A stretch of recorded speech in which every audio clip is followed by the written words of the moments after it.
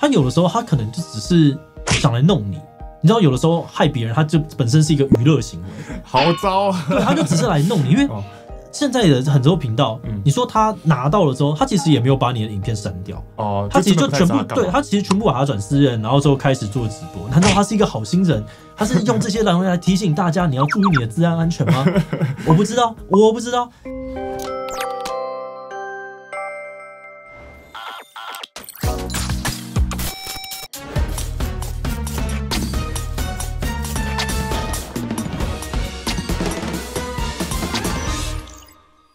Hello， 大家好，我是志祺。那又回到我们今天不读稿这个系列那我就会不看稿，改用轻松聊聊的方式讨论网红圈还有 YouTube 或者网络上面的一些热门话题。好，那今天聊什么？今天我们要聊的其实是YouTube 频道被害的事情。最近其实可能大家比较不知道，但我们内部其实一直看到非常多的 YouTube 频道的创作者他们被偷，然后被害，或是收到一些钓鱼信件嘛，然后就大家就人人自危，然后就非常紧张，然后想说自己创频道已经6年了，这些事应该多少也有经验，那我们就聊聊对这件事情的想法。对，我觉得我们刚好这一阵子其实也收到不少这种信件然后在我们的这个创作者协会的群组里面，是每天都会有很多分享说这个是吗？这个是不是？因为它的诈骗的手法、钓鱼的连结，它的进化是非常非常快速的，就发现这个东西被封掉，它就又改这样子。所以我觉得其实今天是可以分享一些案例经验给大家。那我们今天会聊的是钓鱼信件它在长什么样子，然后如何防范这个频道被偷，然后还有如果真的被偷了，那到底该怎么办？不过在开始今天的讨论之前，像我们今天的工商服务时间，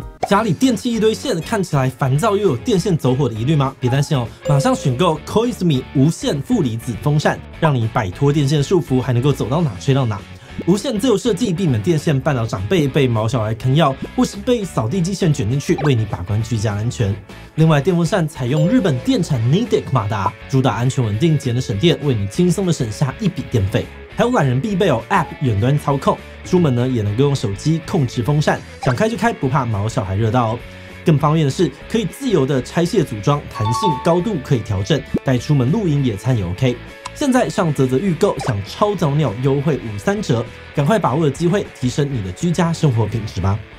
先问问看事情，你觉得最近频道被偷或者盗账号的事情真的有变多吗？最近在讲的东西比较多，因为最近的形态跟以前不太一样。所以以前可能就是一些你知道公关信寄过来，然后大家就知道说这个东西写英文的就是假的。但现在就有很多那种版权或看起来超真的，你当下你真的是一瞬间你不知道怎么判断，然后你可能不小心点了，你马上就中了。那有哪些频道真的发生这件事情？其实真的是大大小小都有，然后大家不要觉得说你是经验老手就没事。最近就有在群组里面就有发现已经是经营很久的前辈，就对我来说都是前辈的人，他也遇到这样的问题。然后也有很新的，我们这边接到协助，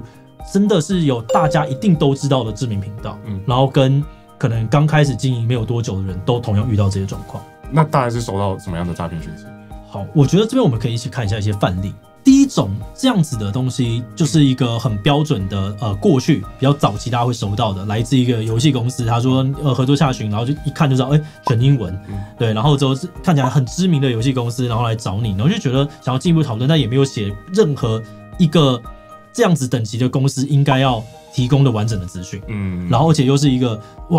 就是看起来好像很大的一个人，对，所以这种东西大家已经有心态上面的防备了，所以就不会遇到任何的事情。那再来我们来看下一个这也是外国 Netflix 不会透过外国直接寄给你他怎么会知道你是谁？如果要寄给你，通常基本上还是会透过台湾的一个人来找你啦，所以这个也要特别的注意。然后你看下面呢，他还会说，就他想要额外再寄一个 Media Kit 给你，包含了这个宣传影片跟合约，那这个可能里面就是一些木马。前阵子发生的事情就是这种台湾的知名的看起来超真 TVBS 然后还有下面我们看到这个关键评论网，然后他写的东西，你看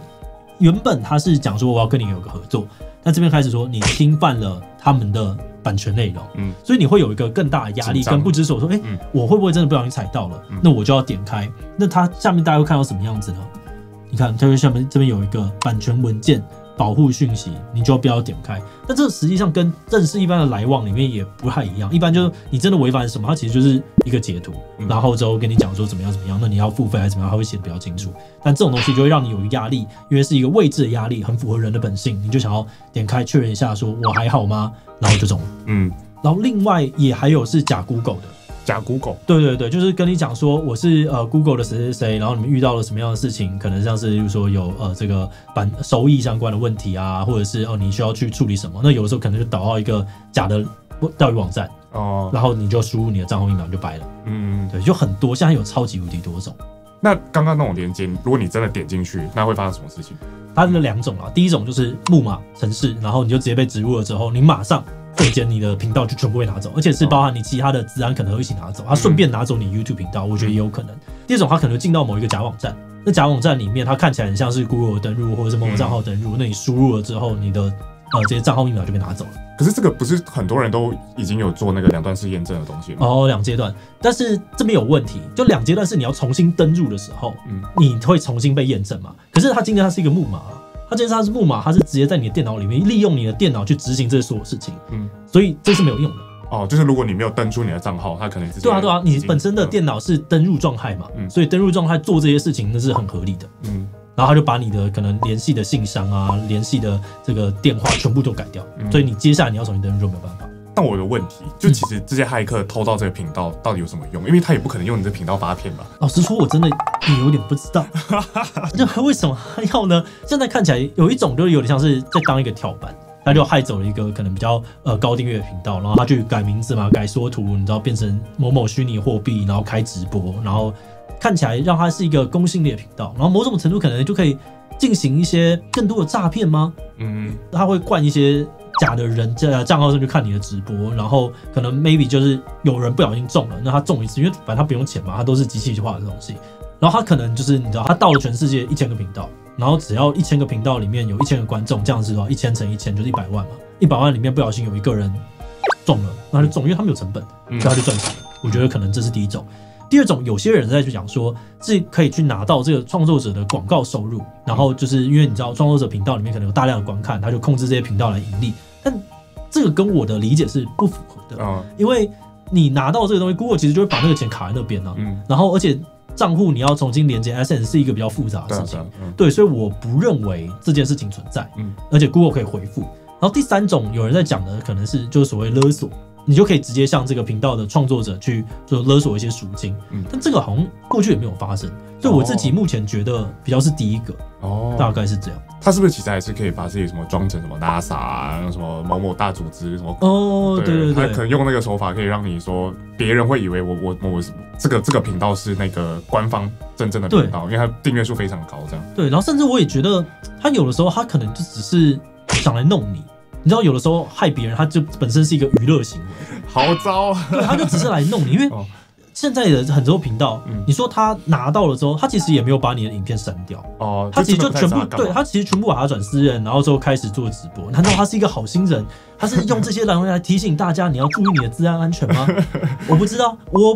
我其实甚至还看过，就是听过一种说法是，他们会偷走你的频道之后，然后上传自己的内容，然后反过来告你，就是版权蟑螂的做法。这个是有存在的，就是他会直接跟商标牵上关系。然后 YouTube 就是他们不管商标的，因为你扯到智慧财产权，这是法律的问题。所以他们没有办法管这件事情，然后就变得非常复杂。我们有实际遇到一个，然后这个等一下我们可以继续聊，它的处理手法会跟一般人不一样。OK， 那到底要怎么做？因为听起来真的很厉害，就是你要怎么做才可以防止自己的频道不会被盗走？就你的 YouTube 被盗，基本上就是你的 Google 账号被盗。所以第一个高强度的密码，你不要用同一组密码去打天下，在每个平台上面你都要做变化。那我知道这件事情也很反直觉，因为密码又登的太多了。所以我自己还是蛮建议大家，你可以去买一个像是 1Password 这样子的一个东西，对密码管理的东西，那个不贵，但是它可以保障你很多事情的。然后第二个是真的尽量不要在公用的装置登录你的账号，就是没必要的话，真的完全不要，也绝对不要就是记住，就是维持登录这些东西就不要，就没关系。再另外一个，我觉得是双步骤验证，就是让你这个骇客拿到密码也不容易登入。另外，我觉得在有团队的组织里面，尤其像一般 YouTube 频道，可能大家会有剪辑师嘛，会有企划，或者是会有创作者本人，大家很容易就说你剪辑好，你就直接上传上去好就看。那这个里面呢，就会让这些风险变多，所以呢，就必须要去降低一些有权限的人的人数。特别人越多破口越多。对，而且如果有人离职了，记得你也要把它移除掉。我们最近就有听到的人是他是前员工，然后遇到这件事情，然后他就觉得说，发生什么事情这样子，所以这个也是蛮重要的，你要去设定好的层级。那这边我觉得随着这些事情的发展 ，YouTube 他们也会把这些权利再分得更加细，因为这件事情真的造成太多的困扰。那钓鱼性的部分有什么可以防范的地方？我们看一下，刚刚那个关键评论网的这个好了。我觉得第一个就是你的信箱，你看它下面这个地方联络我们都做了很多，看起来都是真的嘛，但是它的信箱会来自 Gmail，或是一些奇怪的网域，所以这个是第一个重点。第二个呢是，你看它这边会不直接讲你的名字，因为它可能是一个公版信，对，这是一个比较次要的点，它也很容易做到客制化啦。我们目前看到很多这边都是有警讯，对，然后它的用词会非常的僵硬，就是这个你看到尊敬的他就知道这一定是翻译的，对，不然 AI 写的，没错，绝对不是台湾人自己写的，所以这个东西要特别的注意。在 TPPS 这边我们也可以看到一样的现象，再来是它会给你一个时间的压力，我要求你立刻 blah blah blah，但是其实他没有把事情讲得很清楚。你可以想象，我今天如果我真的侵权了，他一定会把那个文件讲得很清楚嘛，想要你赶快做出一些行动。可是这边你既然是要点开，有一个很好的点，我们在系统上面做了一个事情，就是你寄到我们的那个害机器的时候，你会先收到一个说我们收到了这封信，然后这个东西它有时候可以当一个验证。因为这些人有的诈骗，他们就会直接再回他们的下一封，说你赶快要跟我怎么样，然后他们都会长一模一样，所以你就可以知道，我在没有给你任何资讯的时候，一个正常人他不会做这件事情，但是这些诈骗的人，因为他们机器人，他就马上再回一个什么东西，这个也可以特别注意。他会给你这个时间压力，就是希望你尽量去降低你要去查核的空间。对，因为你会有心里很急嘛，对，就好，我赶快点，然后就掰。我额外也有听过一种是，其实在一些科技公司或是金融行业，他们其实会有个部门，就是他们的 IT 部门可能会有些人就是专门来写钓鱼信去测试，对，去测试员工的资安反应。没错，因为他们很强调资安，所以他们平时应该就是当研习在做，这也是有。那如果发现员工真的点进去会怎么样？没有，就会被抓去上课啊。如果发现员工，他们就会写一些信，然后员工真的点进去的时候，你就要去上课，我额外分享，这很闹，就是弄到后面就人人自危，就大家都不敢点，就最好的决策就是不要点嘛。然后就变成公司真正有重要的事情要发布的时候，就在那边强调这是真的，这是真的。对，那你强调这是真的，大家也不知道这是不是真的。那最后想问，如果你的频道真的很不幸的被盗了，那可以怎么办？第一个，如果你东西都还可以改，你就赶快改一改，然后就扫毒把它清一清，我觉得这某种程度还有救。然后第二个，如果是基本上不太行了，不管怎么样，你先尽速的去联系 YouTube 的官方，他们其实基础的处理流程都是有表格的，你就好好的去填，然后你就是好好的等。但是因为你可以想象，全世界每天都有很多人，所以他就是要花时间。然后另外，我觉得可以先做好准备，就是因为在填这个表格的时候。YouTube 它会需要你提供频道的一些基本资料，像是这个频道的 ID 啊、创建日期等等的，就是建议你平时就把它记下来，不然那个时候会更慌。就是你就先做好，你人生只要你想要认真进 YouTube， 你总有一天就是有可能会遇到被盗的状况，所以你就先把它准备好吧，不要觉得自己不会，这就是一个保险，你就先把它准备好。然后我觉得你还是要想好最糟的打算，就是有时候它就是不一定能够救回来。那如果你真的不能救回来，你平时就要有一些备份影片的习惯。然后另外我觉得有一点就是。因为我们公司自己有经营一个 MCN，那 MCN 其实是可以跟 YouTube 的真人，而且他们有一个人要对我们这个组织就是有回应，所以如果你真的遇到这样子的频道问题的话，其实你也可以来联系我们，但是他就是必须要加入 MCN 之后，我们就可以有一个管道来帮忙这件事情。你不找 MCN， 当然你也可以处理，就是你就是好好的去排队，就是跟大家弄，但是找我们基本上我们可以保证我们会比较快。就是我们大概给大家的保证就是这个样子，但当然处理有的时候还是要需要时间，可是一定会比你一般的快。它还有一个优势啊，有的时候它会遇到一些比较复杂的状况，像我们刚刚前面有提到这个商标内容，我们之前有遇到一个很特别的例子，就是他今天频道被盗了，然后这个频道盗他的这个骇客呢，把他上传了一个某某版权的东西，那上传了这个版权的东西之后，他在关掉之前。他同时去检举说这个频道违反了我的版权，所以他就被卡住了。第一个是他频道即使能够回复，但他同时又遇到了他的这个版权的商标的问题。蟑螂，对，他商标一卡住了之后 ，YouTube 就说因为你是违反了商标，所以你是真的被停掉，我们无能为力。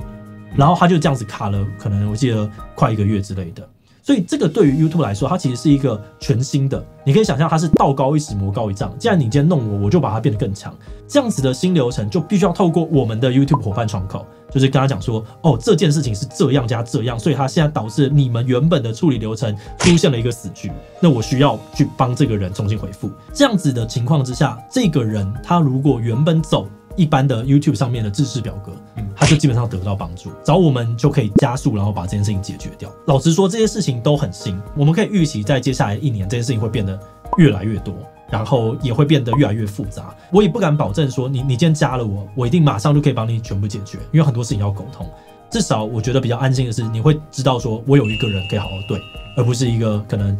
机器人聊天，或者这个人可能他就是某某客服人员，他只能按照既定的流程这样子。好，那今天呢，我们就聊到这边差不多。那想要问大家，就最近有收到什么样的诈骗讯息吗？最后，如果你喜欢今天的影片呢，也欢迎分享出去，让更多人一起来注意这些治安问题。此外，也可以点击这个地方看其他相关影片。那么今天的这一期就到这边告一段落，我们就明晚再见喽。